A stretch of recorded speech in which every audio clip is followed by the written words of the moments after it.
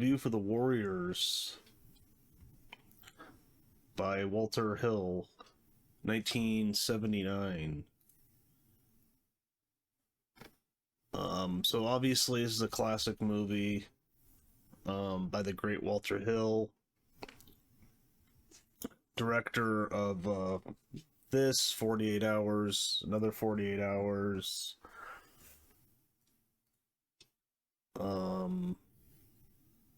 He also produced and I help write Alien, I think. He pretty much got Alien off the ground. I think he was going to direct Alien, but Ridley Scott did. He directed Southern Comfort, Red Heat. I like that movie a lot too, with Arnold and Belushi.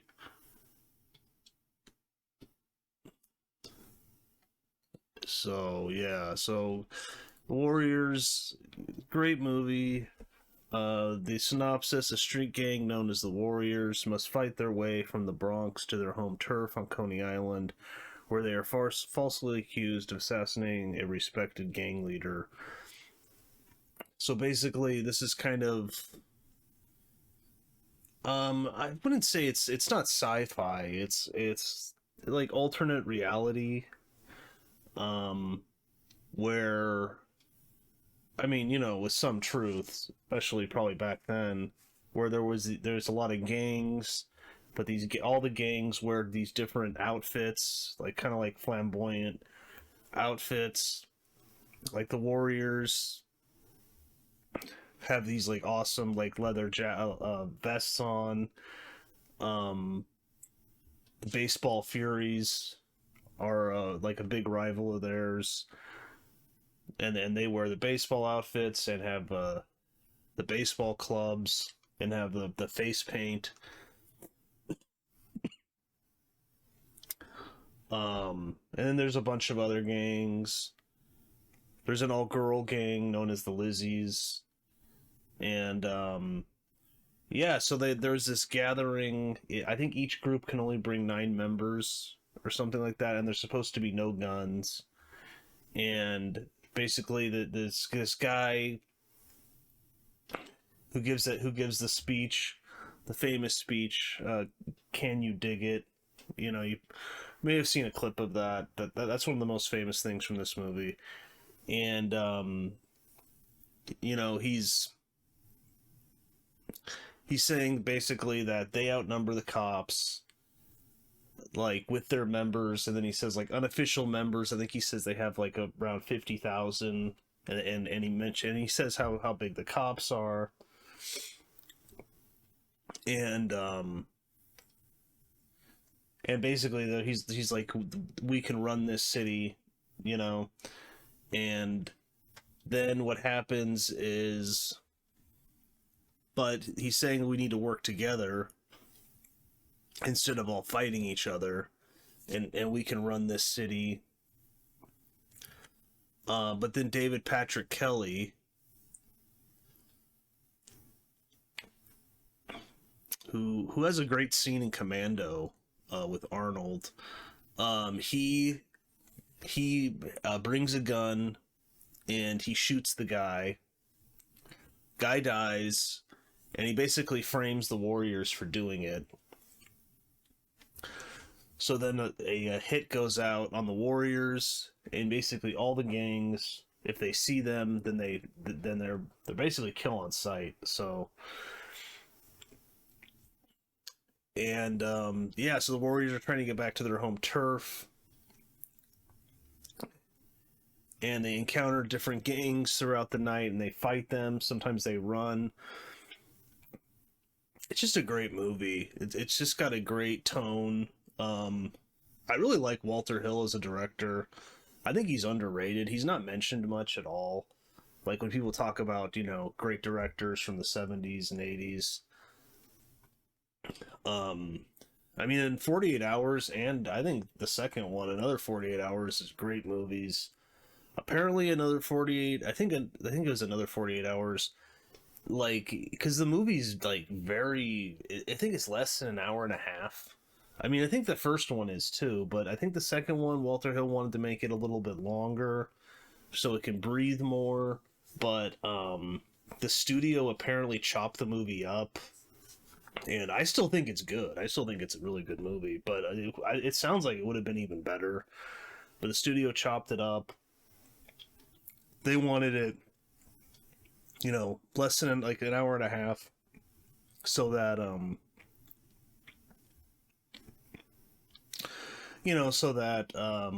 you can get more showings in a day in a theater. But anyways, yeah, this is an awesome movie. I mean, it's very iconic. I think it's big influence on especially I think some video games like Grand Theft Auto. I mean it seems to me anyways, with some of the gangs in those games, and just kind of like the attitude. It's got a great look to it, the movie, and I mean its budget is not massive. You got James Remar, who's an actor I've always liked a lot. Michael Beck, who unfortunately his career I think kind of ended with Xanadu. I mean, he's been in a bunch of stuff, but it's a lot of TV stuff, and I think he's really good in this. So, which is too bad. But James Remar, um, he's been in tons of stuff. Oh, he's in Once Upon a Time in Hollywood.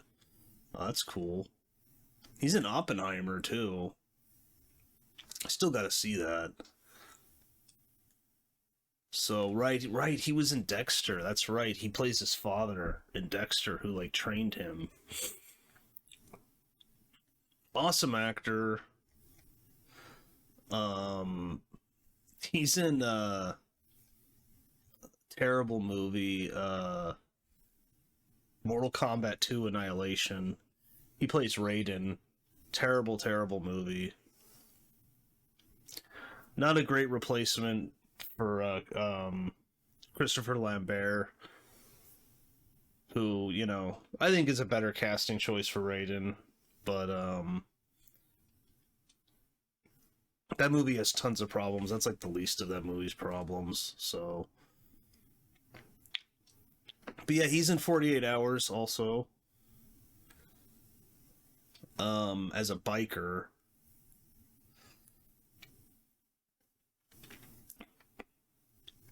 And I've heard that he was gonna play uh the guy in Aliens, like the main soldier, but he had some problems, I guess, some substance abuse problems, and James Cameron, was pissed and fired him, and then last minute they replaced it with Michael Biehn. So I think it worked out, but maybe he would have been pretty good too. I could definitely see like the similarity in acting between him and Michael Biehn. Like I could even see him, in Terminator maybe, but yeah, awesome movie, great cinematography.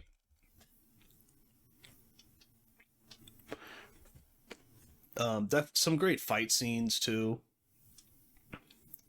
You know, and you can just feel the low budget, but in a good way, not in a bad way, but in a very good way. Minimalist, the way it's shot.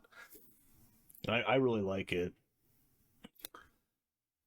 So, there's really not much spoilers here, but I guess I could get into that a little bit. So they're going, and they kind of, some of them get separated, James Remar and Michael Beck both are kind of vying to be the leaders of the group. They both kind of have beef with each other within the group, and he ends up actually getting arrested.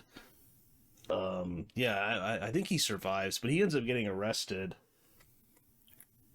because he goes and he's hitting on this girl, and they're all like, "Okay, we're leaving," because this girl's just like sitting by herself. I think it's in Central Park, and they find it suspicious, so they all leave, and he stays, and then she ends up being a cop. He ends up getting arrested. They pretty much split into two groups. One group ends up encountering an all-female gang, the Lizzies, and at first they seem friendly, but then they betray them, attack them. They barely get out of there, and in the end, they all kind of meet up near Coney Island and fight David Patrick Kelly. And actually a pretty quick fight. They totally just destroy the guy. And then another gang comes with way more people, and they think that they're going to attack the Warriors, but they pretty much find out that no, it was David Patrick Kelly that did it. The Warriors ask him, "Why'd you do that? Like, attack the guy?" And he says, "I just did it for fun. It's what I like to do." It's almost like the Joker. He's like an agent of chaos, kind of. So then they say, "No, we're cool with the Warriors." And they leave, and you pretty much assume that his gang and him get, offed. So, but yeah, awesome movie. I really like it. I mean, it probably made money. I'm surprised it never got a sequel, but I don't know. Maybe Walter Hill just didn't want to do it. Didn't have a story for it, So, I don't know. It's too bad, though, but awesome movie. I think it's pretty influential, and I think Walter Hill's an underrated director and producer and writer, because he helped write the script, too. But, yeah, check it out. Warriors, 1979. Great movie. Great cinematography. Pretty good score, too. So, yeah, check it out. And if you enjoyed this video, please like, comment, subscribe. And that's about it. See you next time.